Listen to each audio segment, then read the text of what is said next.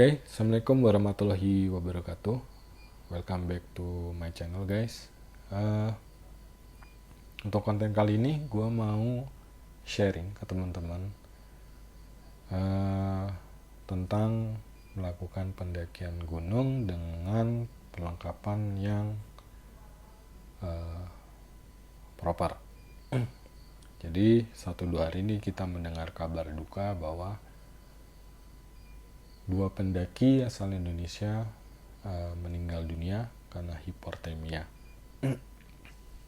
di pegunungan Piramid Kartens. Jadi di sini gue disclaimer dulu, gue tidak bilang 2 pendaki ini melakukan pendakian yang tidak proper, karena gue lihat historinya 2 pendaki ini adalah 2 pendaki yang cukup senior. Dan di sini gue sharing berdasarkan pengalaman gue melakukan pendakian gunung di ketinggian 2000 sampai 3000 ke atas, dimana di pengalaman gue sendiri gunung tertinggi yang pernah gue daki adalah Gunung Sumbing di 3331 sekian mdpl. Jadi kembali lagi bahwa sharing ini adalah sharing berdasarkan pengalaman gue, dan gue tidak mengaku sebagai pendaki yang pro. Jadi berdasarkan pengalaman gue dari gunung yang di bawah 2000 sampai 3000, gue sudah mengalami semua kondisi ya, dimana mulai dari trekking gue kehujanan, di camp gue kedinginan, sampai pada saat summit attack gue terkena serangan badai angin gitu. Jadi berdasarkan pengalaman gitu, gue belajar discern lah ya, kira-kira apa sih perlengkapan yang kurang gitu ketika gue menghadapi situasi yang anomali gitu. Mungkin kalau kita summit attack, cuaca cerah, pemandangan bagus gitu, tidak ada angin yang kencang gitu ya kita akan baik-baik aja gitu. Atau mungkin pada saat ngecamp cuacanya tidak terlalu dingin gitu, atau juga kita pun akan baik-baik saja. Ataupun pada saat trekking kita melakukan pendakian, cuacanya juga cerah, tidak hujan, ya so far selama fisik dan mental kita cukup, ya kita akan baik-baik aja. Tapi bagaimana ketika kita melakukan trekking, kita kehujanan, kita ngecamp dengan kondisi cuaca yang ekstrim ya, dingin, dan bagaimana kita mengantisipasi ketika melakukan summit attack dan sampai puncak kita dapat serangan badai ataupun cuaca yang cukup dingin gitu. Jadi gue akan share semua berdasarkan pengalaman gue dan apa aja perlengkapan yang gue bawa ketika melakukan pendakian gunung untuk menghadapi situasi yang sudah gue sebutkan tadi. Oke. Jadi ini akan gue bahas 3 fase ya, dimana kondisi perlengkapan gue ini untuk kondisi pendakian 2 hari 1 malam, dimana kondisinya adalah kita melakukan trekking dari base camp sampai ke camp area ya. Terus di camp area kita tidur, dan kita terakhir melakukan summit attack dari camp area ke puncak, seperti itu. Jadi perlengkapan yang akan gue sharing adalah untuk melewati 3 tahapan pada saat melakukan pendakian gunung. Oke, langsung aja kita mulai. Yang pertama adalah trekking.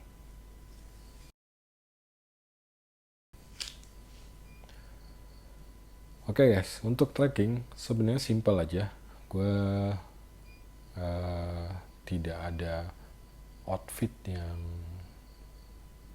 wah, karena kita juga tahu ya di Indonesia adalah iklimnya adalah suhu tropis ya. Jadi ketika melakukan trekking, simple aja outfitnya. Yang pertama adalah gue memakai kaos dengan berbahan dry fit.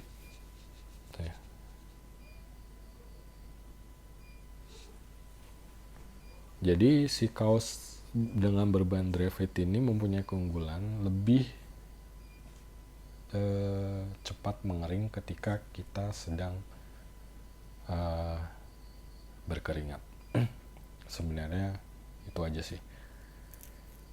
Terus untuk celana juga tidak ada yang spesial ya. Jadi celana pun gue menggunakan celana berbahan quick dry juga, sejenis dengan dry fit ya.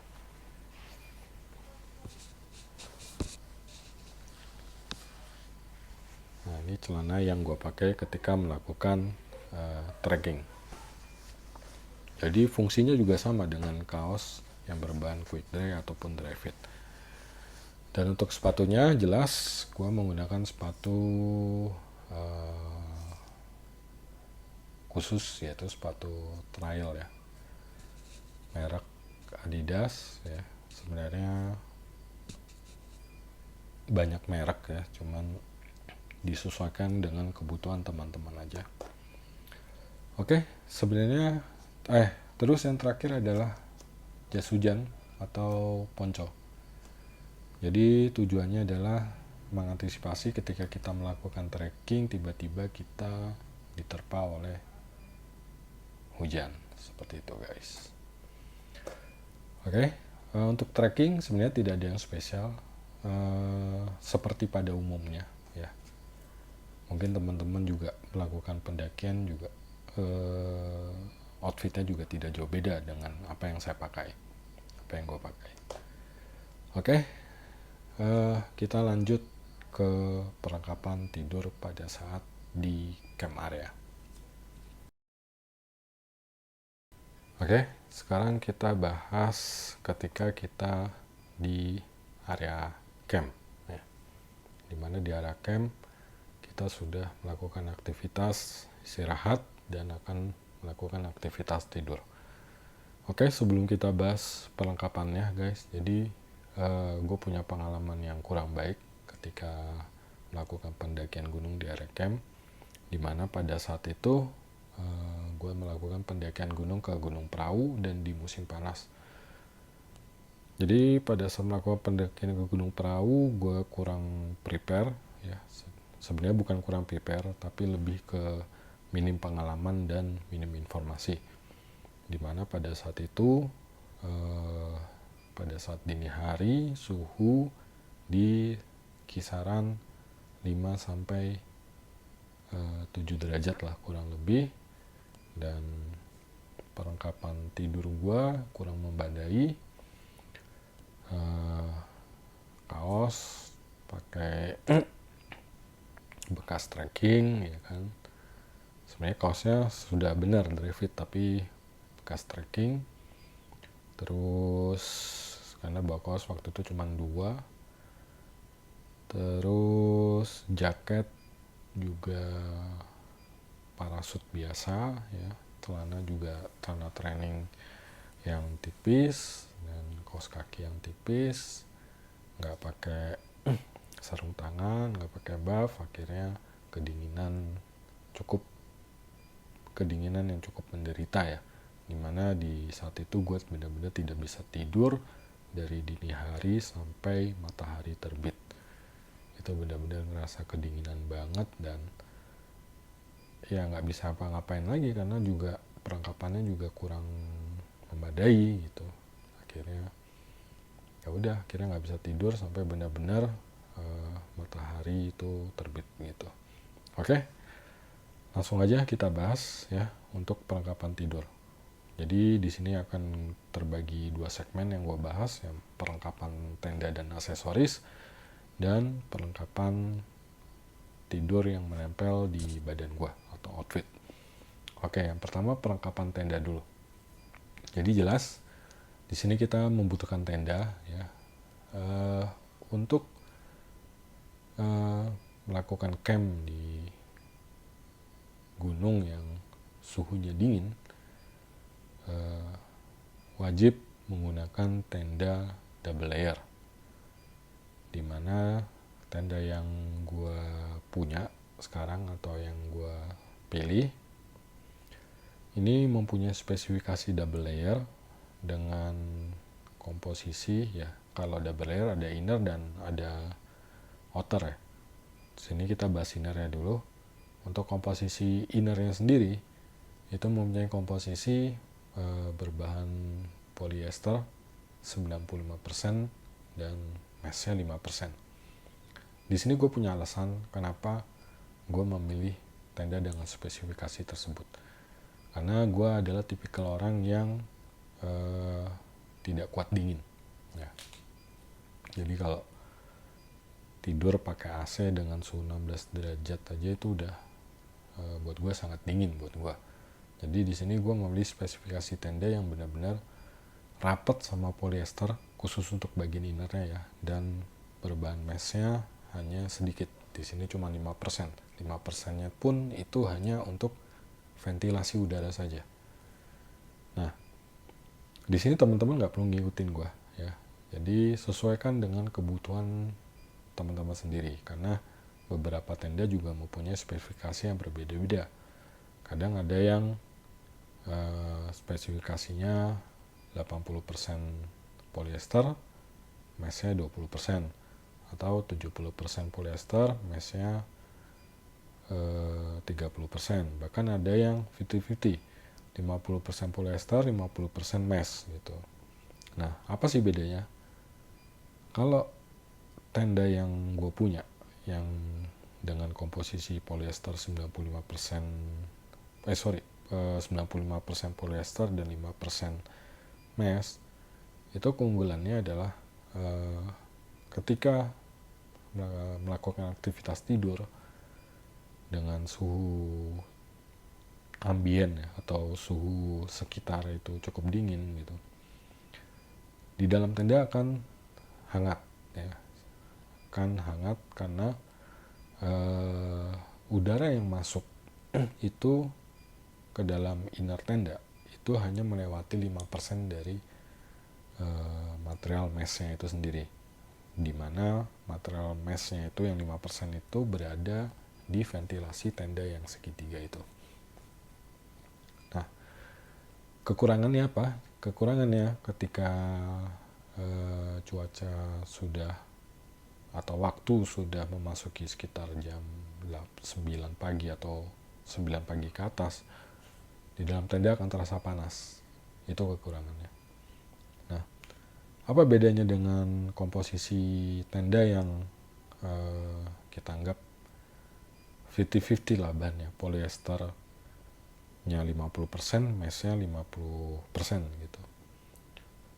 Kekurangannya adalah ketika melakukan aktivitas tidur di dini hari ya, atau malam hari, kita akan merasa kedinginan karena angin ambien yang di sekitar lingkungan kita ngecamp ataupun suhu dingin itu akan masuk ke dalam inner tenda melalui mesh yang 50% dalam komposisi inner tenda itu.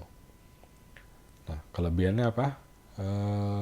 Sirkulasi udara akan lebih banyak di situ ya. Jadi ketika sudah jam pukul sudah menunjukkan waktu jam 9 ke atas itu angin bisa sirkulasi lewat mesh yang 50% di dalam komposisi tenda itu sendiri. Seperti itu bedanya. Dan untuk outer saya pikir semuanya sama, berbahan polyester, jadi itu spesifikasi umum ya pada tenda seperti itu. Jadi buat teman-teman jangan salah pilih tenda. Jadi sesuaikan dengan kebutuhan teman-teman. Oke, masih di perlengkapan tenda. Ketika tenda sudah terbangun, gue akan naruh matras aluminium foil. Ya. Dimana tujuannya matras aluminium foil itu untuk bukan menghantar ya, jadi menghalangi lantai dari seatnya si tenda ya, karena kan ketemu tanah langsung. Jadi kita pisahkan jadi ini apa namanya, seatnya tenda ya, atau tikarnya tenda ini kita lapisi lagi dengan aluminium matras. Jadi tujuannya untuk agar si suhu dingin di tanah itu ketika kita tidur tidak langsung menghantarkan ke badan kita. Jadi sudah di bariket sama si aluminium matras itu. Oke. Selanjutnya apa? Setelah aluminium foil sudah terpasang, ya kita bisa langsung gelar matras ya. Jadi aluminium foil, kita gelar matras buat kita tidur. Matras yang hitam yang melingkar itu yang biasa kita bawa. Atau kalau pengen teman-teman lebih nyaman, bisa kayak saya ditambah memakai matras angin gitu biar lebih nyaman aja. Sebenarnya tergantung kembali lagi tergantung ke kebutuhan teman-teman sendiri. Nah, terus apalagi selain tenda sudah, aluminium foil udah, matras sudah, jangan lupa sleeping bag ya. Nah, untuk sleeping bag ini juga jangan asal pilih atau jangan asal beli, karena sleeping bag ini mempunyai spesifikasi yang berbeda-beda. Contohnya sleeping bag yang gua pilih itu mempunyai range suhu bisa mengcover range suhu di 10 derajat sampai 15 derajat, minimumnya di 10 sampai 15 derajat. Nah, ini teman-teman juga jangan salah pilih, sesuaikan dengan kebutuhan teman-teman. Kira-kira teman-teman dengan kondisi badannya bisa nyamannya di suhu berapa minimumnya gitu. Kalau saya memilih yang 10 sampai 15. Kebetulan saya pakai merek Antarestar itu. Oke. Untuk perlengkapan mungkin cukup ya. Sekarang kita beralih ke outfit ketika kita melakukan aktivitas tidur. Oke, jadi ketika melakukan aktivitas tidur, saya akan mengganti semua outfit saya yang menempel di tubuh saya ketika trekking. Jadi semuanya dari celana sampai kaos akan saya ganti karena sudah dalam kondisi berkeringat. Dan kaos yang saya pakai untuk keperluan tidur adalah menggunakan kaos dengan berteknologi Heattech. Jadi kaos Heattech ini mempunyai bahan dasar katun, tapi dia punya teknologi heat teknologi ya. Jadi lebih hangat dan lebih nyaman ketika dipakai di suhu yang dingin. Oke, terus yang kedua celana. Jadi untuk celananya sendiri, gue pakai celana dengan spek yang khusus juga, bukan celana training biasa. Celana ini berbahan waterproof ya untuk outernya, dan innernya dia mempunyai inner polar ya, punya polar dia, berbahan bulu-bulu. Jadi tujuannya untuk menghangatkan, polarnya sendiri untuk menghangatkan kaki gua, dan waterproofnya ini untuk memblokade suhu dingin yang akan masuk ke dalam pori-pori celana, seperti itu. Oke, yang ketiga ada jaket. Nah, jadi jaketnya yang gua bawa dalam melakukan pendakian gunung juga mempunyai spesifikasi yang khusus ya. Dia berbahan outernya dia wine block ya, bahannya parasut, tapi dia punya spesifikasi yang windbreaker atau wine block. Dan di innernya dia berbahan polar, jadi 2-in-1. Jadi ini bisa dilepas inner polarnya. Nah, teman-teman kadang-kadang pengen nyari model yang sesuai keinginan tapi susah nyari yang 2-in-1. Jadi bisa diakali dengan mid layernya menggunakan bulu angsa dan top layernya menggunakan wine block ataupun windbreaker, seperti itu ketika melakukan aktivitas tidur. Oke, lanjut. Kemudian sarung tangan, guys. Sarung tangan. Jadi sarung tangan ini berbahan parasut untuk outernya, dan untuk innernya dia berbahan polar. Jadi cukup buat menghangatkan tangan gua ketika melakukan aktivitas tidur.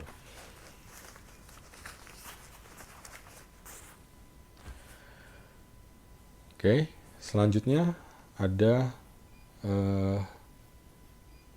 buff ya. Apa sih fungsi buff ini sendiri? Ya. Jadi buff berfungsi untuk melindungi telinga kita ya dari suhu dingin. Di sini karena telinga sangat rentan sensitif terhadap suhu dingin, dan juga untuk melindungi leher dari suhu dingin. Seperti itu, teman-teman.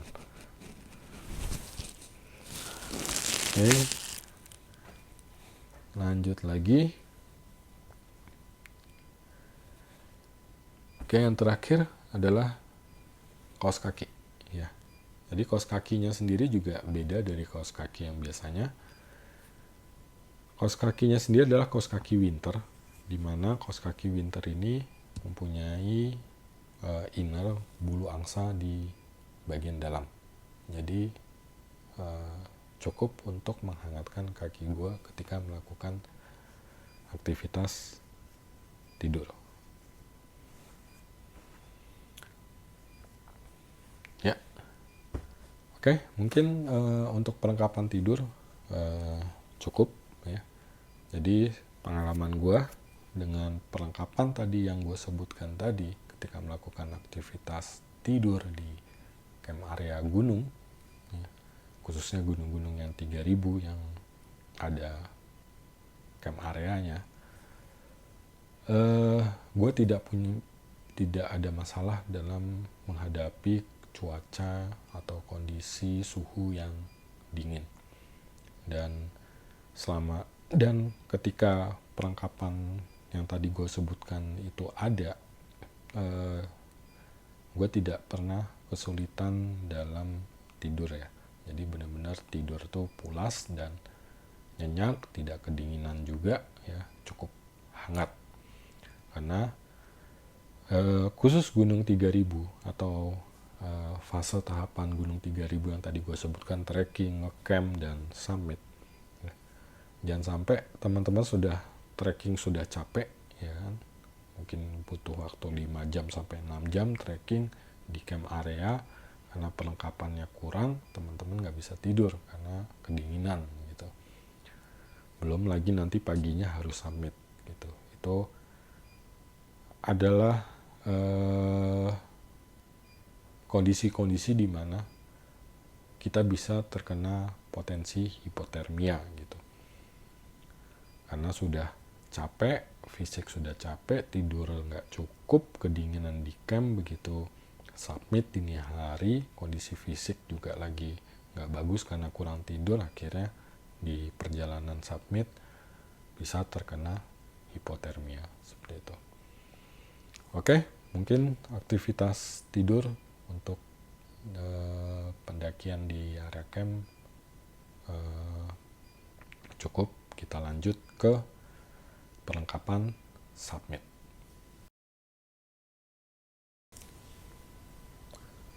Oke, sekarang kita bahas perlengkapan untuk summit attack ya. Dari camp area ke puncak. Karena kita melakukan summit attack yang biasanya dilakukan di dini hari, sekitar jam 1 atau jam 2 malam, di mana suhu tersebut lagi dingin-dinginnya. Nah, apa aja sih perlengkapan yang gua bawa ketika melakukan summit attack? Oke. Yang pertama, kaos tidur yang tadinya gue pakai Katon Heattech ataupun Katun biasa, itu akan gue ganti dengan kaos quick dry yang berbahan quick dry ataupun dry fit. Nah, tujuannya apa? Tujuannya adalah ketika keringat yang terserap di dalam baju berbahan dry fit ataupun quick dry itu akan lebih cepat mengering. Ya, tadi sudah gue spill, mungkin gue spill lagi ya. Oke. Nah, ini dia berbahan dry fit.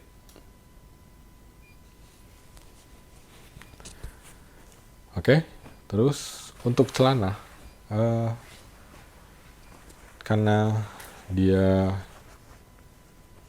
celana yang gue pakai itu pada saat tidur sudah berbahan waterproof, windbreaker, dan bahan dalamnya adalah polar. Jadi celana ini akan gue pakai lagi ya. Jadi celana tidur ini akan gue pakai lagi untuk summit attack.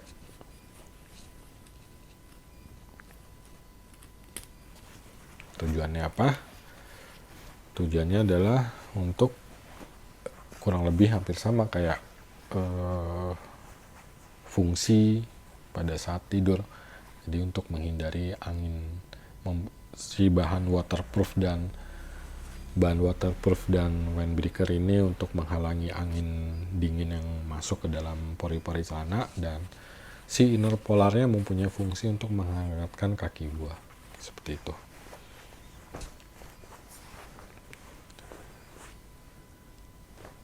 Oke, lanjut.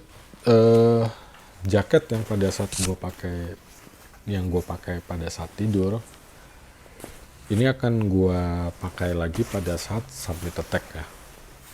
Pada summit attack, cuman bedanya si bahan polarnya, bahan polar ini gue lepas dan gue masukkan ke dalam tas. Tetap gue bawa si polarnya ini.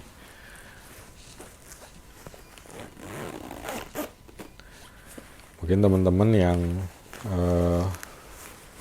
dirasa cuman punya jaket windbreaker ataupun windblock ya, tetap gua sarankan untuk membawa jaket yang berbahan polar atau bulu angsa ya.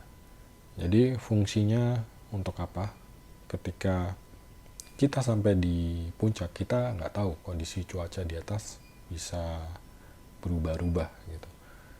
Karena sesuai dengan pengalaman gue, ketika sampai attack pun gue juga punya pengalaman yang kurang baik, di mana pada saat melakukan summit attack gue cuma pakai celana training biasa ya, terus kaos juga sudah sesuai spek ya, dry fit.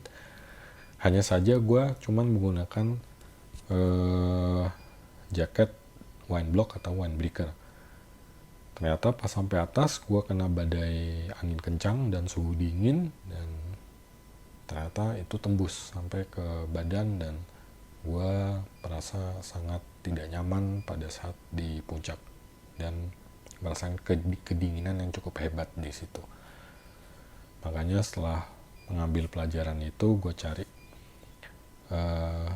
jaket yang tadinya nyari jaket yang polar aja, polar ataupun bulu angsa, tapi setelah searching di marketplace ternyata ada jaket 2-in-1 yang berbahan luarnya wine block, parasut, dan dalamnya polar. Jadi gue beli itu. Atau teman-teman bisa mecah kedua jaket tersebut, yang pertama wine block atau wine breaker, yang kedua bulu angsa ataupun polar. Jadi si bulu angsa atau polar ini dijadikan sebagai mid layer, dan si wine block atau wine breakernya bisa dijadikan sebagai top layer.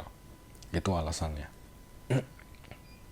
Terus selanjutnya buff yang gue pakai tidur pun gue pakai lagi pada saat melakukan summit attack. Tujuannya adalah untuk melindungi telinga dan leher terkena dari angin ataupun suhu yang dingin. Masih sama ya, perlengkapan yang dipakai tidur pun dipakai pada saat summit attack, yaitu sarung tangan parasut, luar bahan parasut dan dalamnya berbahan inner polar.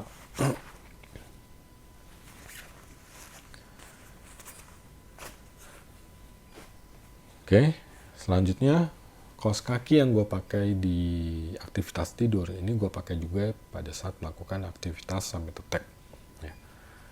Jadi kaos kaki winter ini gue pakai juga pada saat melakukan summit attack, seperti itu.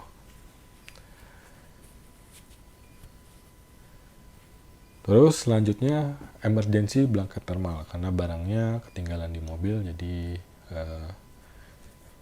gua nggak bisa gua spill ya. Jadi emergency blanket itu seperti selimut aluminium foil ya. Tujuannya adalah untuk emergency ketika kita terkena gejala-gejala hipotermia ya, atau kedinginan hebat, seperti itu.